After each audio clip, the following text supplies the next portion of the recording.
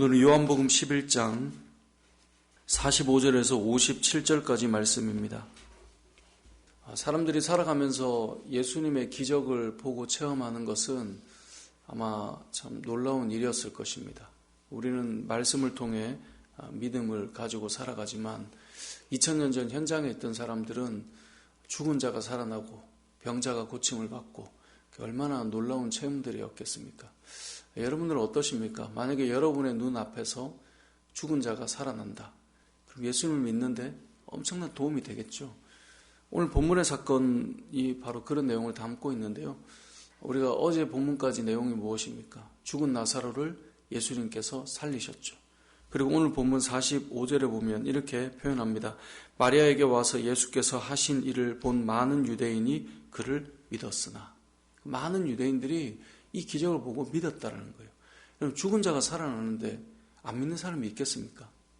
오늘 본문에 보면 있다라고 또 말을 해요. 이것도 놀라워요. 그러니까 예수님의 기적을 보고 많은 사람들이 믿은 것, 그 기적도 놀랍지만 그 죽은 자가 살아나는 것을 보고도 믿지 않는 자들. 45절에 보면 많은 유대인들이 그를 믿었으나라고 돼 있죠. 이게 뭐예요? 하지만 그러나 믿지 않는 자들이 있는 거예요. 믿지 않는 자들은 무엇을 할까요? 46절에 그 믿지 않는 그 중에 어떤 자는 바리새인들에게 가서 예수께서 하신 일을 알려주는 거예요. 이것을 알려주니까 놀라운 사건을 본 것과 믿는 건 또 다른 문제인 거예요. 그래서 이것을 알려주었더니 이제 대제사장들과 바리새인들이 공회를 모아요. 그러니까 사람들이 모이는 거예요. 회의를 해요.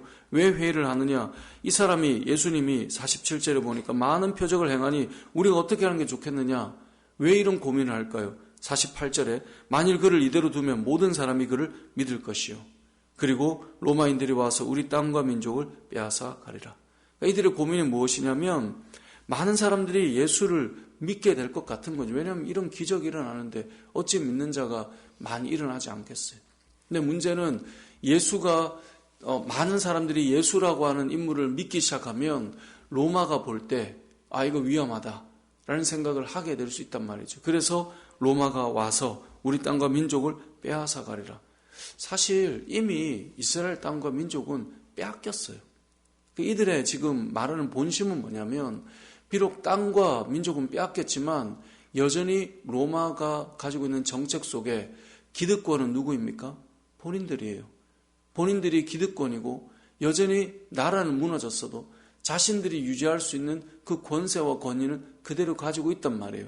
그런데 그것을 주었음에도 불구하고 예수라고 하는 사람을 믿는 수많은 사람들이 움직이게 되면 그들이 가지고 있는 것들, 그들이 그래도 유지하고 있는 것들을 다 잃어버릴 수 있다라는 그런 생각을 이들이 지금 하고 있는 것입니다.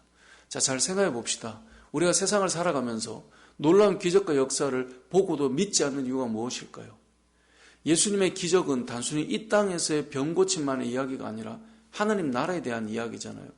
그렇기 때문에 믿지 않는 가장 중요한 원인이 무엇이냐면 이들은 지금 하나님 나라에 대한 소망이 있지 않고 이 땅에서 가지고 있는 기득권과 이 땅에서 가지고 있는 자신의 어떤 자아와 권위와 권세, 이것이 무너질까 봐 이것을 붙들고 있기 때문에 예수님을 받아들이지 못하고 있다라고 하는 것을 우리가 말씀을 통해 알 수 있는 거예요.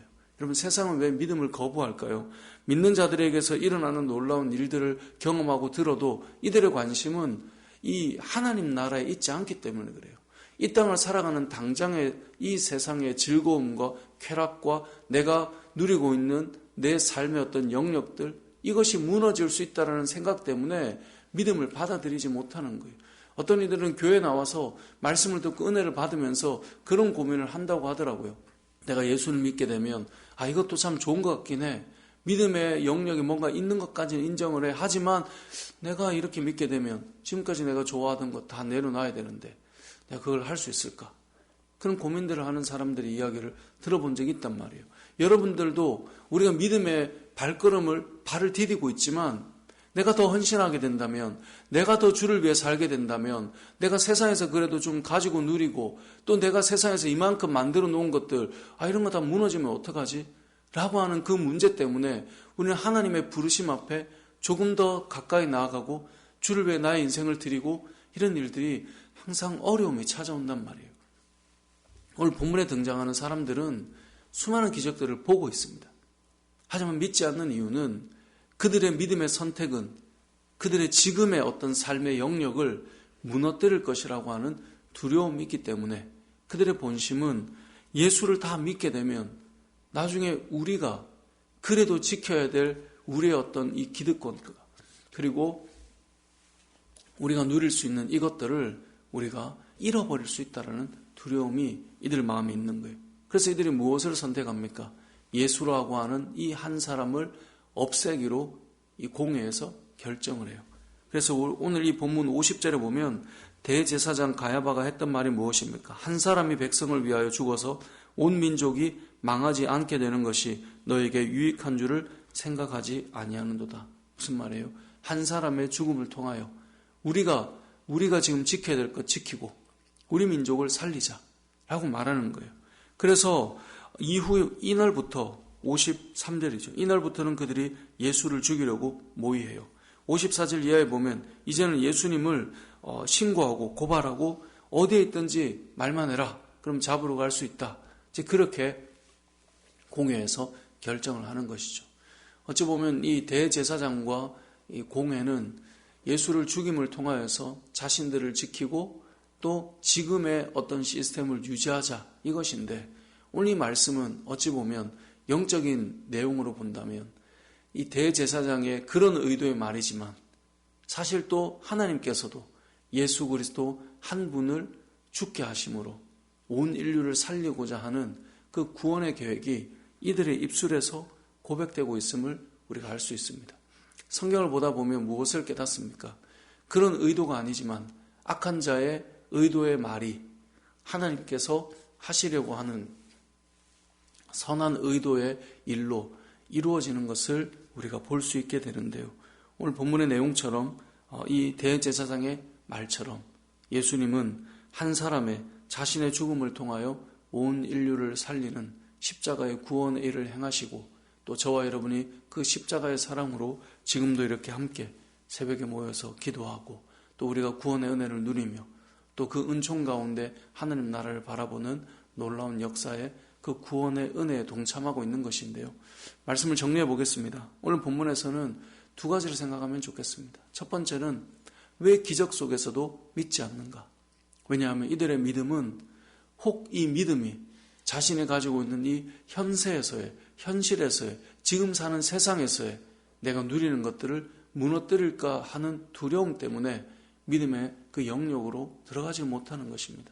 이것은 단순히 당시의 종교 지도자들과 당시에 누리는 기득권자들 뿐만 아니라 이 땅을 살아가는 우리들도 왜 더 믿음의 자리로 못 나아가는가? 이 땅의 기쁨과 즐거움과 내가 만들어 놓은 것들로 인하여서 하나님 나라를 바라보는 것에 대한 두려움이 우리에게는 사실 있다라는 거예요. 하지만 진정한 우리의 자유와 기쁨은 예수님의 죽음을 통하여서 우리가 무엇을 경험합니까? 하나님 나라를 이 땅에서 이미 경험하는 것을 통하여서 우리가 진짜를 누리게 되는데요. 그 일이 예수 그리스도 한 분으로부터 시작되었다라고 하는 것을 우리가 기억하고 오늘 하루도 예수님을 바라보고 우리가 하나님 앞에 설 그 때를 바라보며 이 세상의 것을 부여잡은 자들이 아니라 하나님 나라를 바라보며 소망하며 살아가는 저와 여러분의 삶이 되시길 주님의 이름으로 축복합니다. 아멘.